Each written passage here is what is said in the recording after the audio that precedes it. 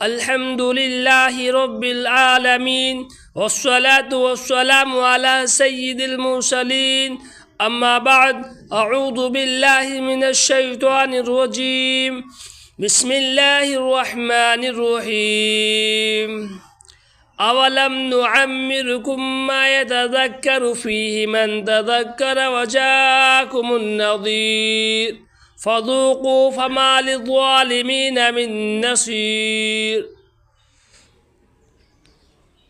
وقال النبي صلى الله عليه وسلم من صام رمضان وستا من شوال فكأنما صام سنة كله او كما قال عليه الصلاة والسلام۔ محترم دوستوں اور بزرگوں، رمضان المبارک کا قیمتی اور بابرکت مہینہ گزر چکا ہے، جس ماہ میں ہم اپنے آپ کو اللہ رب العزت کی عبادت سے معمور کر رہے تھے۔ اللہ رب العزت والجلال کے ہم شکر گزار ہوں کہ اللہ رب العزت ہمیں ان قیمتی اوقات سے ہمیشہ بہراور فرمائے، آمین۔ میرے دوستوں، یہ شوال المکرم کا مہینہ شروع ہو چکا ہے۔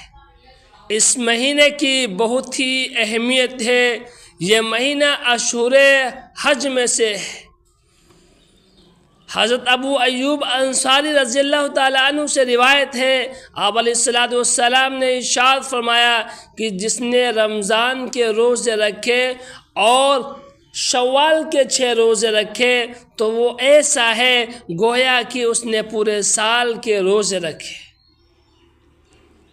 اس کی وجہ یہ ہے کہ اللہ رب العزت کے قرآن مقدس کے وعدے کے مطابق اللہ رب العزت ہر نیکی کا بدلہ 10 گنا دیتا ہے۔ تو ایک ماہ کے روزے 10 ماہ کے روزوں کے برابر ہوئے اور 6 روزے 60 روزوں کے برابر ہوئے، جو 2 ماہ کے مساوی ہیں۔ لہذا یہ 6 روزے شوال المکرم میں رکھے، اور اس کے رکھنے کی ترتیب یہ ہے کہ عید الفطر کے دن کو چھوڑ کر، کیونکہ عید الفطر کا دن اللہ رب العزت کی طرف سے مہمان نوازی کا دن ہوتا ہے، ضیافت کا دن ہوتا ہے۔ اس دن کو چھوڑ کر بقیہ دنوں میں آپ اکٹھے بھی رکھ سکتے ہیں اور الگ الگ روزے رکھ سکتے ہیں۔ آپ ان روزوں کو رکھ کر پورے سال روزے رکھنے کا ثواب حاصل کریں۔ لہذا میرے عزیزوں، یہ رمضان المبارک کا مہینہ گزر چکا ہے۔ یہ ہمارا ایک امتحان کا مہینہ تھا، پیپر دینے کا مہینہ تھا، اور امتحان کے لیے ہماری پورے سال تیاری ہونی چاہیے۔ اب یہ نہیں کہ رمضان ہماری چھٹی، ایسا نہیں ہے، بلکہ پھر شوال المکرم سے ہم تیاری میں لگ جائیں۔ اس کے لیے میرے عزیزوں، اللہ رب العزت کی شکر گزاری کریں۔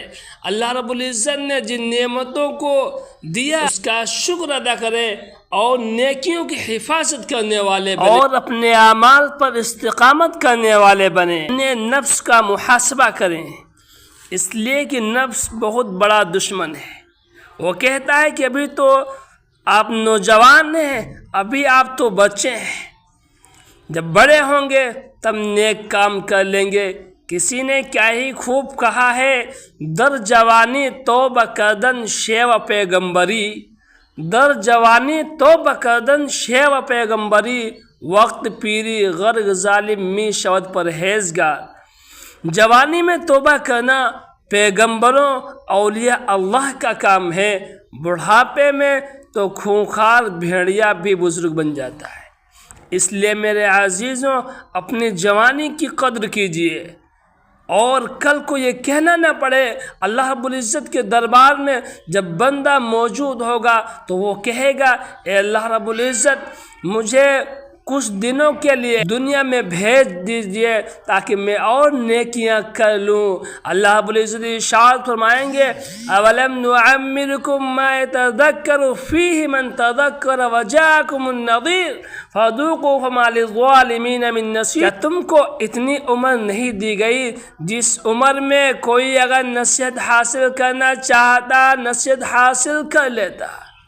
اس وقت ہم کیا کریں گے؟ ابھی تو ان کی آہٹ پر آنکھیں کھول دیتا ہوں، ابھی تو ان کی آہٹ پر آنکھیں کھول دیتا ہوں، وہ کیسا وقت ہوگا جب نہ ہوگا یہ بھی امکان ہے۔ ہمیں اپنے نفس کا محاسبہ ہر وقت کرنا چاہیے، اور یہ نفس جتنا کمزور ہوگا اتنی ہی عبادت و بندگی میں دل لگے گا، مزہ آئے گا۔